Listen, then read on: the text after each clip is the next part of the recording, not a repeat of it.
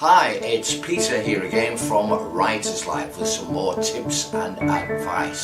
This time, ways you might be self-sabotaging your writing career.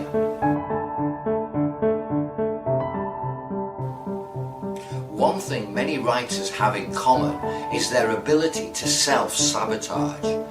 Writers can often be so unfairly negative about themselves and their work, it's as if they are their own worst enemy. Bar the obvious negative effect this has on one's self-esteem, this self-sabotage also naturally has an effect on a writer's ability to succeed. Having put so much time, energy and care into your work, doesn't it seem something of a shame if you are the one who gets in the way of your own success? Being open to the possibility of actually being a successful writer is so important. It's not just about luck or even about talent, it's also having a positive mindset and the determination to keep going even when the chips are down. So what are the signs to look out for which may suggest you are sabotaging your writing career? Here are some of the most common ones. First, you've fallen out of love with writing. Gone are the days when you felt excited and elated every time you sat down to write. Lately, it feels so much more forced. Your stories lack the passion and flow of earlier times, and you keep getting distracted or finding any excuse to leave your work and go and do something else. If this sounds like you need to think about what might be causing you to feel this way. If you can understand the cause as to why your writing doesn't fulfill you as it used to, you can tackle it head on. Make a list of all the things you love about writing and all the obstacles that stop you from doing it or enjoying it as you should. Focus on what makes you happy and don't worry about the rest. You've lost confidence in your ability to write. If you've started to feel negative about your writing ability and everything you write seems terrible, this negativity is bound to have an impact on the quality of your writing overall. Perhaps it's time to reassess how you critique your work. Are you too hard on yourself? Or perhaps you need to go back to basics and start again.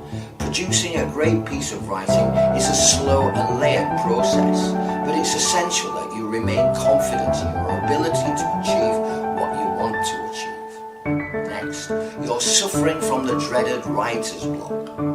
If you simply can't find any inspiration and every time you sit down to write your mind goes blank, there could be an underlying reason that has locked you in a downward spiral, and you need to get yourself out of it before your career starts to suffer. It's hard to be creative when you are feeling stressed or anxious, so try to find ways to clear your mind and relax so that you have the necessary freedom to write. Find inspiration by joining a writing group, taking up a new hobby, travelling, or just experimenting with your writing to see if taking it in a new direction reinvigorates you once more. Next, when you do get some interest, you worry too much. If an agent or publisher shows interest in your book, it's important to accept this as an awesome compliment. Some writers end up self-sabotaging by immediately finding the enormity of finishing their book or making suggested revisions too overwhelming. They feel like an imposter, become suspicious and uncertain, and pester the agent or publisher so much that eventually the deal falls through. Remember, if you do get interest, you're in a considerable minority. It's okay to be nervous, but try to be calm and professional and stay confident in your ability to get the job done. Next, you finish your work and never send it off.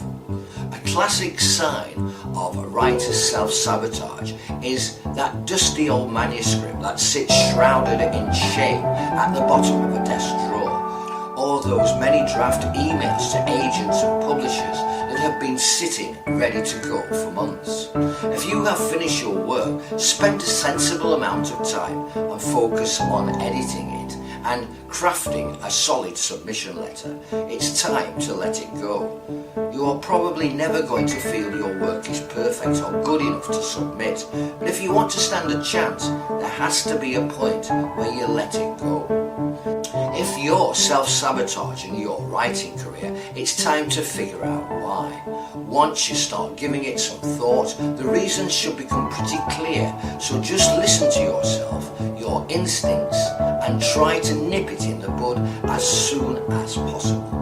And don't forget, if you're struggling to write or finish your book, our free writers toolkit can help. With it, you'll learn how to overcome procrastination, stay focused, get organized, find time to write, and finally get your book published. To get access to it now while it's still available, simply go to writerslife.org/toolkit. That's writerslife.org/toolkit. That's it for now. My name's Peter, and I'll be back with more tips and advice here on Writer's Life soon. Thank you. Bye for now.